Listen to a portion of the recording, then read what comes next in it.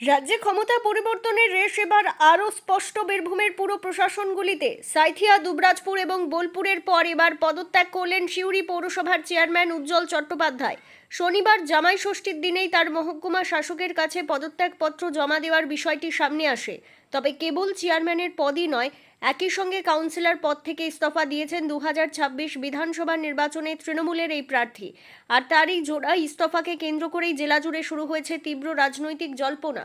রাজ্যে নতুন সরকার গঠনের পর থেকেই বীরভূমের একাধিক পুরপ্রধানের পদত্যাগ ঘিরে শোরগোল পড়ে গিয়েছিল। এর আগে একইভাবে পদত্যাগ করতে দেখা গিয়েছে সাঁইথিয়া পৌরসভার চেয়ারম্যান বিপ্লব দত্ত, দুবরাজপুর পৌরসভার চেয়ারম্যান পীযূষ পাণ্ডে এবং বোলপুর পৌরসভার সভানেত্রী পর্ণা ঘোষকে।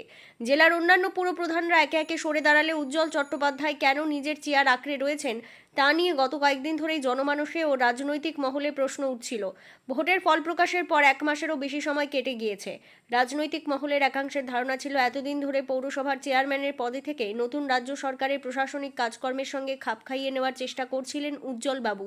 কিন্তু সেই জল্পনায় জল ঢেলে আজ শনিবার তিনি পদ থেকে সরে দাঁড়ালেন। যদিও নিজের পদত্যাগপত্রে রাজনৈতিক কোনো কারণ দর্শাননি বিদায়ী পুরপ্রধান। তার দাবি সম্পূর্ণ শারীরিক অসুস্থতার কারণেই তিনি এই সিদ্ধান্ত নিতে বাধ্য হয়েছেন। আপনারা জানেন, আমি কিছুদিন আগে যে নির্বাচনটা হলো, রাজ্যের নির্বাচন, আমি কন্টেস্টিং ক্যান্ডিডেট হয়েছিলাম এবং আমি পরাজিত হয়েছি। জনগণের রায় আমি মাথা পেতে নিয়েছি। আমাদের মিউনিসিপ্যালিটি যেসব কাজ, আমাদের পরিষেবামূলক কাজ যেগুলো আছে, জল, লাইট, কনজারভেন্সি, আমার শারীরিক অসুস্থতার জন্য নির্বাচনের প্রাক্কাল থেকে আমি অসুস্থ আছি।